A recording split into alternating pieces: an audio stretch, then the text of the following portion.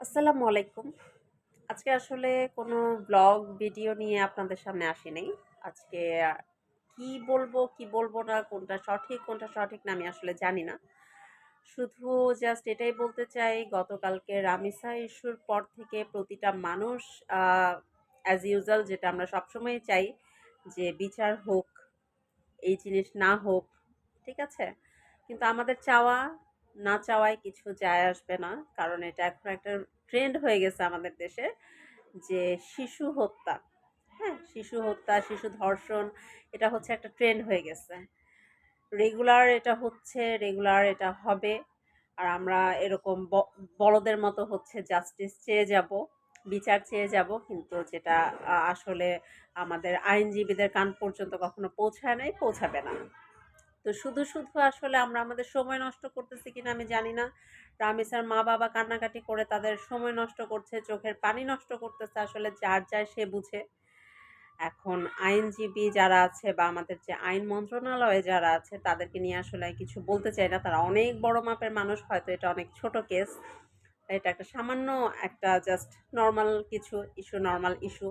That's why এটা নিয়ে কোনো বড়জোর পদক্ষেপ হবে না বা বড় কিছু পদক্ষেপ হবে না। যেটা আমরা আসলে সবাই চাচ্ছি যেটা সেটা কখনোই আসলে হবে না। সেটা বাংলাদেশের প্রেক্ষাপটে কখনো হয় নাই, হবে না। রামিসার বাবা যেটা বলেছে রাগের মাথায় বলুক, শোকের মাথায় বলুক, যেটাই বলুক না কেন সেইটাই সত্য আর সেটাই বাস্তব।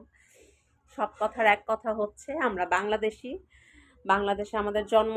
এটা হচ্ছে আমাদের সবথেকে বড় ব্যর্থতা। আর দ্বিতীয়ত হচ্ছে মেয়ে হিসাবে জন্ম। আর তৃতীয় ব্যর্থতা হচ্ছে সেই মা-বাবার যে তারা কন্যা সন্তান জন্ম দিয়েছে, যেটা আসলে তাদের জন্ম দেওয়া উচিত হয় নাই। তাদের পাপ হয়ে গেছে। তারা অনেক বড় পাপ করে ফেলছে। তাদের পাপের জন্য আসলে ক্ষমা চাওয়া উচিত আমার মনে হয়।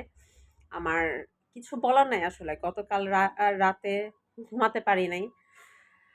আজকে সারাটা দিন অফিসও করেছি খুব ডিপ্রেশনের মধ্য দিয়ে। আমি প্লাস আমার হাসব্যান্ড ২ জনেই র‍্যান্ডম এটা নিয়ে আসলে খুব শোকের মধ্যে আছি। কিন্তু আমরা জানি আমরা খুব সাধারণ মানুষ। আমাদের শোক, আমাদের চিৎকার, আমাদের যে স্ট্যাটাস কোনো কিছুই আসলে আইনজীবীদের কান পর্যন্ত পৌঁছাবে না। বিচার ব্যবস্থাও বদলাবে না। তারপরও যতটুকু আসলে মানুষ তো আমরা তো আর এভয়েড করতে পারি না। খারাপ তো লাগবেই। যেহেতু মানুষ। অমানুষ হলে হয়তো খারাপ লাগতো না। যেহেতু মানুষ তাই খারাপ লাগতেছে। সবারই লাগতেছে আসলে।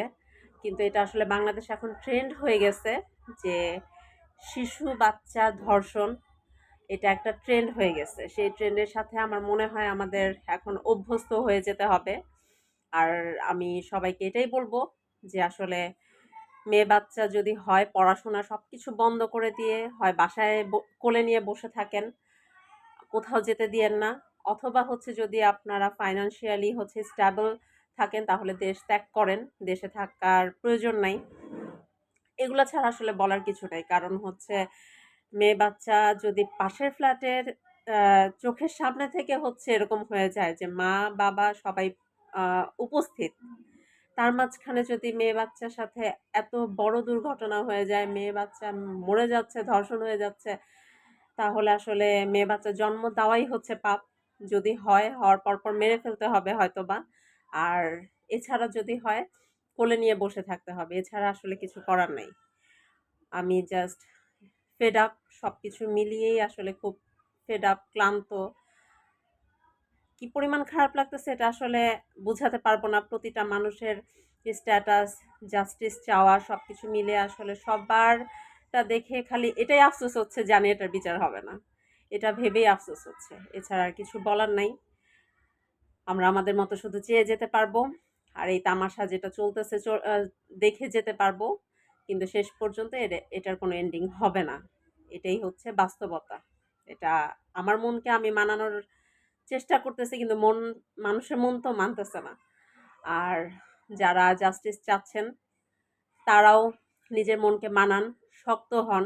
কারণ আপনি বাংলাদেশী। সব কথার এক কথা, আপনি যেহেতু বাংলাদেশী আপনার মনকে শক্ত করতে হবে এবং এই ধরনের দুর্ঘটনার সাথে নিজেকে অভ্যস্ত করে ফেলতে হবে।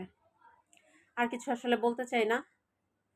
সবার সাথে আল্লাহ ভালো করুক আমাদের এই দুর্ঘটনা থেকে। সবাইকে আসলে রক্ষা করুক। রামিসার মা-বাবাকে আল্লাহ শক্তি দেক, ধৈর্য দেক। আর কিছু আসলে আমার বলার নেই। সবাই ভালো থাকেন।